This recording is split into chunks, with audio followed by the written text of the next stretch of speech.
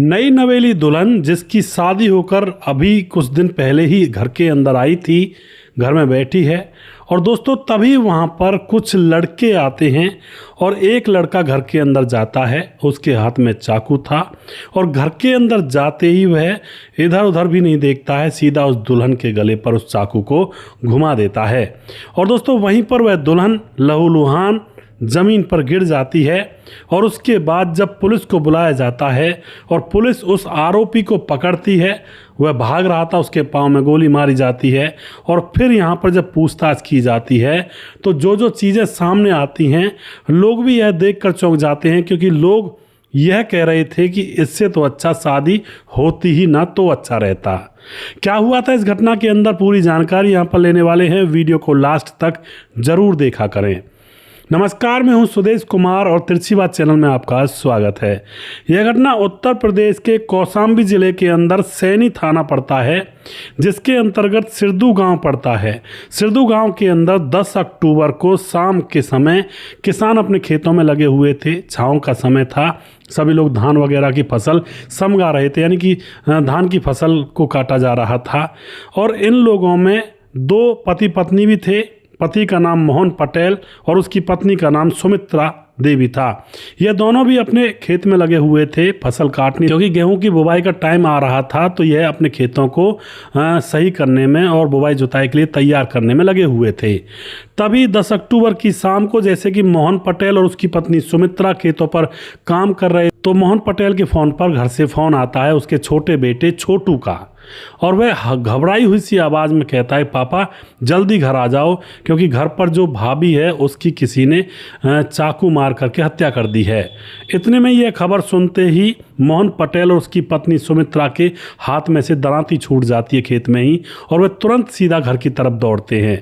घर आकर जब देखते हैं तो बहुत सारे लोगों की भीड़ लगी हुई थी, और जब वे कमरे में अंदर जाकर देखते हैं तो अंदर जो अभी अभी उनके बेटे की शादी होकर आई थी कुछ महीने पहले, उसकी पत्नी यानी कि उनकी बहू खून से लहूलुहान फर्श पर अपने कमरे के अंदर पड़ी हुई थी। उसको तुरंत ही वह उठाते हैं और हॉस्पिटल ले जाते हैं। लेकिन दोस्तों जब तक वह हॉस्पिटल ले जाते तब तक उसके प्राण पखेरु उड़ गए थे, वह इस दुनिया को छोड़कर जा चुकी थी। डॉक्टर सॉरी बोल देता है और इधर डॉक्टर पुलिस को भी फ़ोन कर देता है। पुलिस वहाँ पर आती है, आकर के अपनी कार्रवाई में जुटती है और पूछताछ करने में जुट जाती है। दरअसल दोस्तों दिलीप पटेल जो लड़का था जिसकी उम्र थी 26 साल, उसकी शादी आज से 5 महीने पहले हुई थी अंजलि नाम की लड़की से। अंजलि 25 साल की है और पीछे से सुल्तानपुर की रहने वाली है।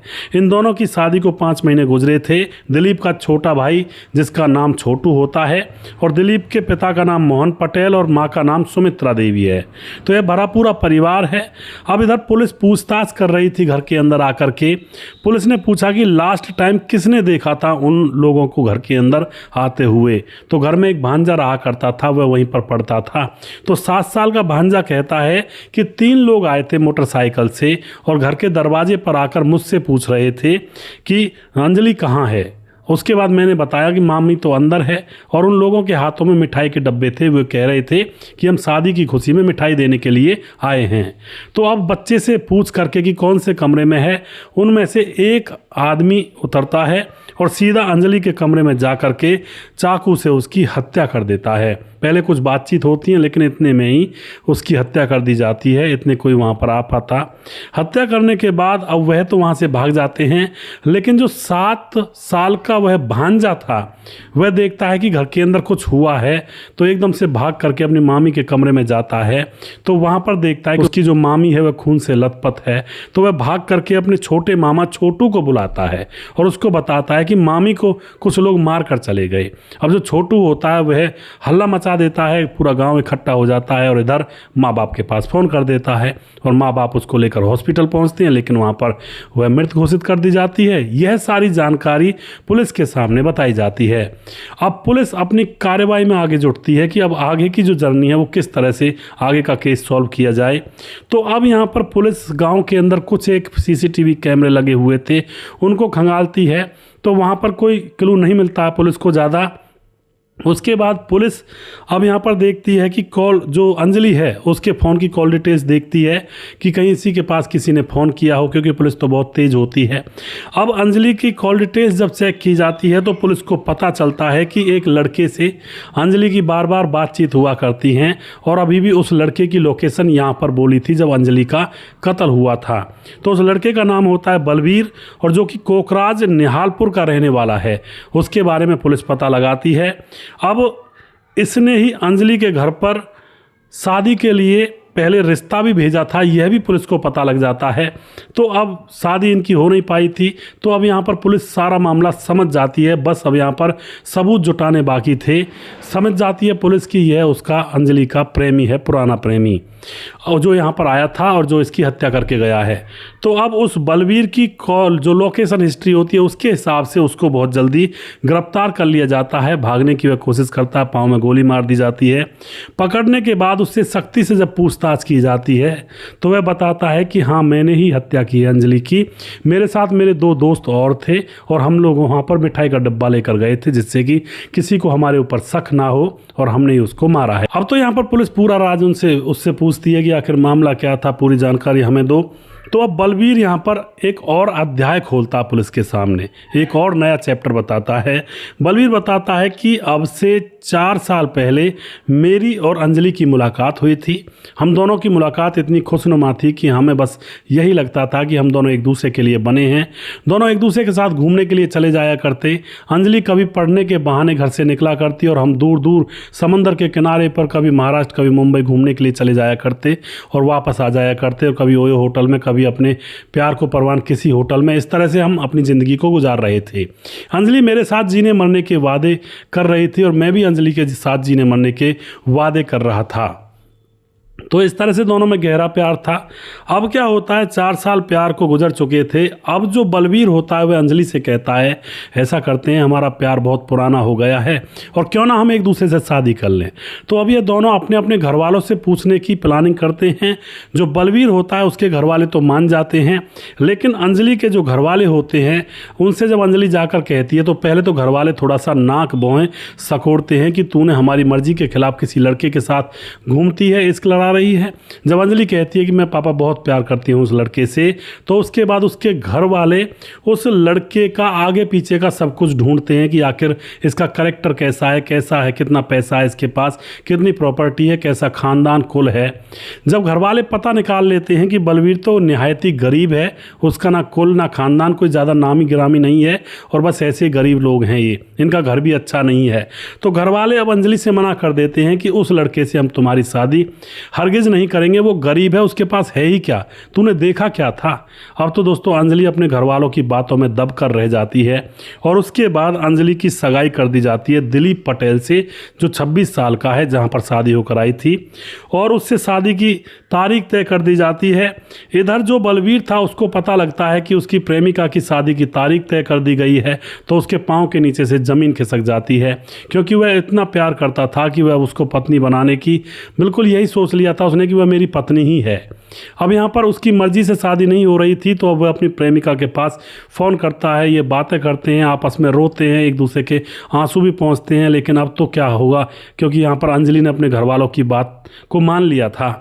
बलवीर कहता है कि तुम ऐसे शादी मत करो, लेकिन अंजलि कहती है कि मैं घर वालों के खिलाफ नहीं जा सकती और मुझे शादी करनी होगी, वरना तो मेरे भाई और मेरे पिता मेरी जान ले लेंगे।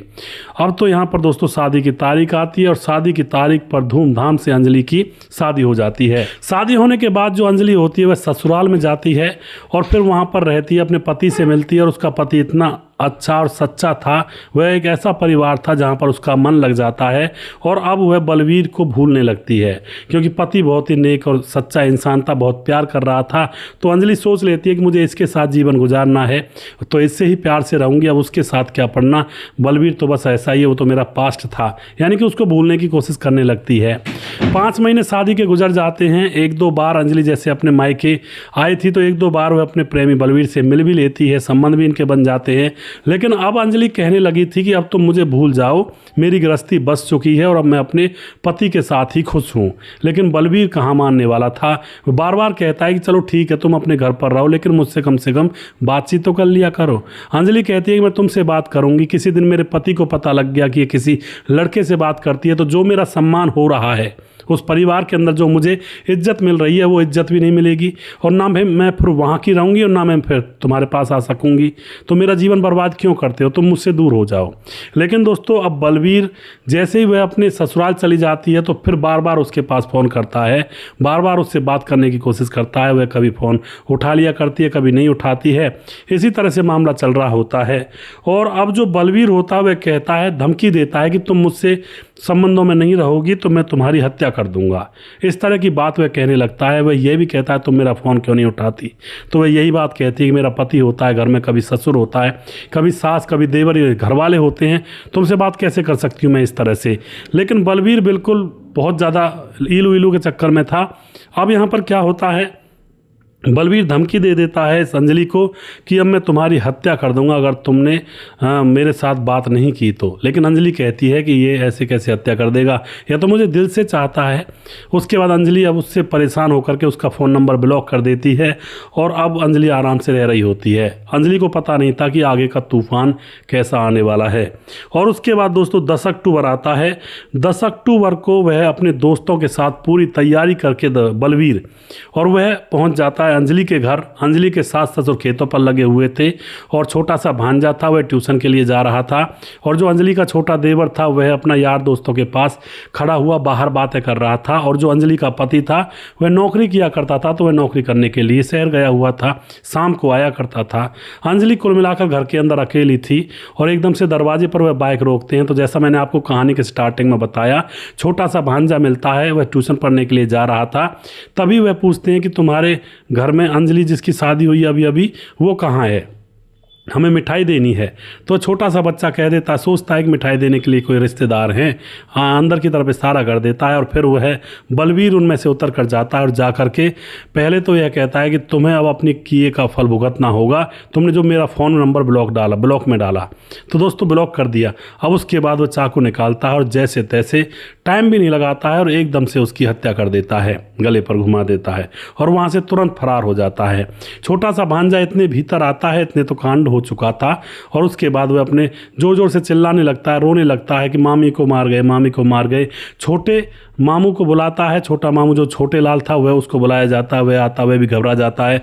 गांव के लोगों को इकट्ठा किया जाता है और उसके बाद खेत पर खबर दी जाती है और माँ बाप को बुलाया जाता है, हॉस्पिटल ले जाया जाता है, लेकिन वहाँ पर मृत घोषित कर दिया जाता है। इस तरह से दोस्तों यहाँ पर यह घटना ख़त्म हो जाती है। इस तरह से यह जो प्यार करने वाले थे एक दूसरे की जान के दुश्मन बन गए थे। और प्रेमी जो अपने आप को कह रहा था कि मैं तुम्हारे बगैर जीवन भर नहीं रह सकता, वही अपनी प्रेमिका का हत्यारा बन गया।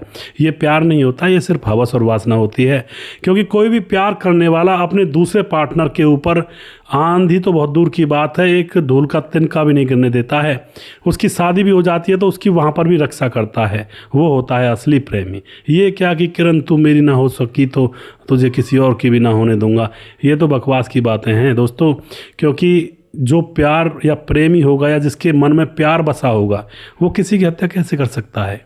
ये वही लोग होते हैं जो सिर्फ अपनी वासना को मिटाने के चक्कर में इस रिश्ते को प्यार का नाम देते हैं और इसके चक्कर में प्यार का नाम देने के बाद इज्जत को तार तार करते हैं, मज़े करते हैं, मौज मस्ती लेते हैं और उसको ढकते रहते हैं प्यार का नाम दे करके अपनी वहसियत और हैवानियत को। और जैसे ही वह ढक्कन उघड़ जाता है प्यार का और इनको लगता है कि अब तो कुछ नहीं मिलेगा, उसके बाद ये अपनी दरिंदगी, अपनी वहसियत को दुनिया के सामने उजागर कर देते हैं। तो ये प्रेमी नहीं हो सकते, ये प्यार करने वाले नहीं होते हैं। तो आप जो भी कुछ कहना चाहते हैं आप लिख सकते हैं। और दूसरी बात मैं ये भी कहना चाहूँगा उन बहन बेटियों से, सबसे पहले तो शादी से पहले किसी के साथ मुंह काला ना करें, क्योंकि इनका अंजाम बहुत खतरनाक होता है। अगर शादी से पहले किसी के साथ मुंह काला कर रही है कोई बहन बेटी, तो शादी होने के बाद उसका मन अपने पति के घर में नहीं लगेगा, तो उनका बसा जो घर है वो बसने से पहले ही उजड़ जाएगा। दूसरी बात यह है कि अगर आप घर बसा भी लोगी, मन लग भी जाएगा, तो फिर आपके पीछे जो वो घूमता है ना, जैसे कि यहाँ पर इस लड़के ने कर दिया, जो प्रेमी, वो आपकी गृहस्थी को बसने नहीं देगा, क्योंकि उसके दिमाग में कुछ बात बैठ गई तो फिर आपकी बसी बसाई गृहस्थी को उजाड़ने के ऊपर उतारू हो जाएगा। तो इसलिए इस चक्कर में पड़ना ही क्यों। अगर ज़्यादा ही आस की करनी है तो भैया घर वालों से कह दे, भाई मेरी शादी करवा दो 20 साल की होते ही, मुझे नहीं पढ़ना इन चक्करों में, शादी करवा दो, मुझे तो रहा नहीं जाएगा अकेले में। लेकिन इन चक्करों में ना पड़े, इनसे जान जाती है, परिवार के परिवार बदनाम होते हैं, तबाह होते हैं, लोगों की जानें चली जाती हैं। तो इस चीज़ से दूर रहें। नहीं रुका जा रहा है प्रेमी के बगैर तो पहले ही शादी करवा लें, 20 साल की उम्र में या फिर 21 साल की उम्र में, जब भी आपका मन करे कि भाई अब मैं बाहर जाने का मन कर रहा है किसी के साथ, तो तभी शादी के लिए बोल दें घर वालों से कि मुझसे नहीं रहा जा रहा, मेरी शादी करवा दो, वरना कुछ भी कबाड़ा हो सकता है। तो इस तरह से दोस्तों यहाँ पर यह घटना घटित होती है। और वीडियो के लास्ट में कुछ भाइयों के नाम जरूर लेना चाहूँगा, जो भाई हमारे वीडियोज़ को देखते हैं और हमें खूब सपोर्ट करते हैं। हमारे साथ हैं सोनू शेख, जो कि कमेंट करते हैं उत्तर प्रदेश के। सर आपकी कहानी अच्छी लगती है, हमारा भी नाम लीजिए, बहुत बहुत धन्यवाद करते हैं जी। सुशांत कुमार गुरु हमारे भाई कमेंट करते हैं, वेरी नाइस, बहुत बहुत धन्यवाद करते हैं जी। और उसके बाद रामेश्वर बड़ी से, आपकी कहानी बहुत अच्छी लगती है रामेश्वर बड़ी। और उसके बाद हमारे साथ हैं सुपर स्टोरी, सुनकर आंखों से आंसू आ गए, बहुत इमोशनल कहानी है, और ड्राइवर कृपा शंकर ने गोविंद की ज़िंदगी बना दी। सुदेश भाई नमस्कार। राम बहादुर सिंह रायगढ़ छत्तीसगढ़ से, राम बहादुर सिंह बहुत बहुत धन्यवाद करते हैं आपका भाई। हर टचिंग स्टोरी, देवा मेहरा कमेंट करते हैं, देव मेहरा। और उसके बाद हमारे साथ राम मोहम्मद यासीन लाहौर पाकिस्तान से हैं, खेमराज भाटी गुज्जर चट्टी जीबी नगर यूपी 16 से हैं। भगवान दास साहू कमेंट करते हैं, गडिंजर गुजरात से, भगवान दास साहब बहुत धन्यवाद करते हैं जी। भोपाल नागर कमेंट करते हैं, भाई आप सही कह रहे हो, बहुत धन्यवाद जी। नितेश पासवान कमेंट करते हैं, मेरा भी नाम लीजिए, बिल्कुल आपका नाम भी लिया नितेश भाई, और आप बहुत दिनों से कमेंट नहीं कर पा रहे हो, आप लगातार कमेंट किया करें। उसके बाद हमारे साथ हैं विजय कांडुलना कमेंट करते हैं, आपकी हर कहानी बहुत अच्छी लगती है, बहुत धन्यवाद करते हैं जी। आदेश कोहली कमेंट करते हैं, यूपी फिरोजाबाद से, राम राम जी। राधेश्याम शर्मा सिरसी जयपुर राजस्थान से हैं। हिमांशु शेखर सिंह कमेंट करते हैं, मैं राइटर के विचार से एग्री नहीं हूँ, क्योंकि इसमें समाज में गलत संदेश जाता है। और उसके बाद अंजू ने मेहनत करके सरकारी जॉब प्राप्त की, उसने संदीप से शादी भी अपने मन से की। तो बहुत बड़ा मैसेज है। और हिमांशु भाई, और जो भी आप कह रहे हैं, चलो आपकी बात से मैं सहमत हूँ, आप सहमत नहीं है तो, और मैं सुधार करूँगा इस वीडियो के बाद मैं आपकी कमेंट को पढ़ूंगा। उसके बाद हमारे साथ अब्दुल रहमान पाकिस्तानी पंजाब से हैं, बहुत बहुत धन्यवाद करते हैं जी। राम थापा नेपाल से कमेंट करते हैं। पप्पू सरदार कमेंट करते हैं। और उसके बाद जानकी बहन हमारी कहती हैं कि भैया जी छोटे में भूत मैंने भी देखा है। तो भूत वाली कहानी पे हमारी बहन कमेंट कर रही हैं। कई बार मैं भूत की या फिर हॉरर स्टोरी भी लेकर आता हूँ, आप ही लोग लिख कर भेजते हैं, उनको मैं कहानी के रूप में रूपांतरण करता हूँ। दुर्योधन भाई हमारे कमेंट करते हैं। छगन दास कमेंट करते हैं, खारडाबाद राजस्थान से। और उसके बाद मुंसाद अली कमेंट करते हैं, यूपी बिजनौर से हैं। और गुलफाम कमेंट करते हैं। और उसके बाद हमारे साथ हैं रिंकू सिंह कमेंट करते हैं। और हरिंदर सैनी हमारे भाई लगातार कमेंट करते हैं, थैंक्स ए लॉट स्टोरी के लिए डार्लिंग। तो भाई कह लिया करें हरिंदर भाई, डार्लिंग वागल तो ठीक नहीं लगती। और उसके बाद हमारे साथ जितेंद्र कुमार कमेंट करते हैं, सोनू शेख कमेंट करते हैं। और उसके बाद कुछ भाई और हैं जिनके नाम मैं ले लेता हूं। और आप लोग सभी सपोर्ट करते हैं, इसके लिए मैं बहुत बहुत आपका तहे दिल से शुक्रिया करना चाहता हूं, और करता भी हूं रोज़। इसी तरह से आप सपोर्ट करते रहें। तो अब हमारे साथ हैं, जो मैंने दोपहर को कहानी डाली थी उसके कमेंट में यहाँ पर पढ़ लेता हूँ। हमारे साथ हैं जी सुनील चतुर्वेदी कमेंट करते हैं, और घोड़े पर लगाम बैल के नाथ, औरत पर खौफ बहुत ज़रूरी है। हाथी पर अंकुश, घोड़े पर लगाम, बैल के नाथ यानी कि जो नाक में पड़ी रहती है, और औरत पर खौफ बहुत ज़रूरी है। सुनील चतुर्वेदी बहुत बहुत धन्यवाद जी आपका। रतनलाल शर्मा नमस्कार भाई साहब, आपकी कहानी बहुत अच्छी लगती है, जो आपकी कहानी है बहुत सीख मिलती है। और सुजीत कुमार हमारे भाई लगातार कमेंट करते हैं, जो कि हमें खूब सपोर्ट करते हैं, भाई का बहुत धन्यवाद करता हूँ। वीरू कुमार कमेंट करते हैं। उसके बाद प्रवीण बघेल शिवपुरी से हैं। मिर्ज़ा बेग कमेंट करते हैं। रिंकू गडरिया दादा कमेंट करते हैं राम राम सर, राम राम जी। और उसके बाद रामलाल लड्ढा कमेंट करते हैं श्रीमान जी, इसके क्रोध, लालच एवं वासना इंसान को अंधा बना देते हैं, जो सोचने समझने की क्षमता नष्ट कर देते हैं। यही इस मामले में क्रोध की आग में बिना सोचे समझे एवं अंजाम की परवाह किए बगैर पत्नी का मर्डर कर देते हैं। वैसे ऐसे मामलों में सामान्यतः ऐसा ही होता है। बहुत बहुत धन्यवाद एवं शुभकामनाएं आपको। बहुत बहुत धन्यवाद करते हैं रामलाल जी आपको भी, और अपनी राय देने के लिए बहुत बहुत धन्यवाद। रविंद्र भटौरिया कमेंट करते हैं, चरणजीत दहिया कमेंट करते हैं, मुनमुन श्रीवास्तव जी हैं 28 बिहार से हैं, और रेशमा खान हमारी बहन हंस रही हैं, बहुत बहुत धन्यवाद करते हैं बहन का। धीरज बनवाल हमारे भाई, गजब का है दिन, गजब की है रात, गजब का है समय, क्या क्या गजब हो रहा है। जी बिल्कुल धीरज भाई। ओकेश परिहार कमेंट करते हैं राम राम साहब जी, और जमालुद्दीन गौड़ कमेंट करते हैं, बहुत धन्यवाद करते हैं जी। मुकेश कुमार यूपी तरासी से, जयेश विसारिया राधे राधे, सुरेश भाई राधे राधे जी। और उसके बाद प्रताप दास कमेंट करते हैं, मोनू जैन कमेंट करते हैं, जैनुद्दीन अंसारी कमेंट करते हैं, सुजीत कुमार और सुशील चौधरी हमारे भाई लगातार कमेंट करते हैं, राम मोहम्मद यासीन लाहौर पाकिस्तान से कमेंट करते हैं, और राधेश्याम शर्मा सिरसी जयपुर राजस्थान से, राजकिशोर चौरसिया महाबलेश्वर महाराष्ट्र से हैं, और सूरज जियो हमारे भाई फिजी से हमारे वीडियोस पर लगातार कमेंट करते हैं। अगला वीडियो बहुत जल्दी फिर से लेकर आऊँगा, तब तक आप खुश रहें, सावधान रहें। जय हिंद, जय भारत।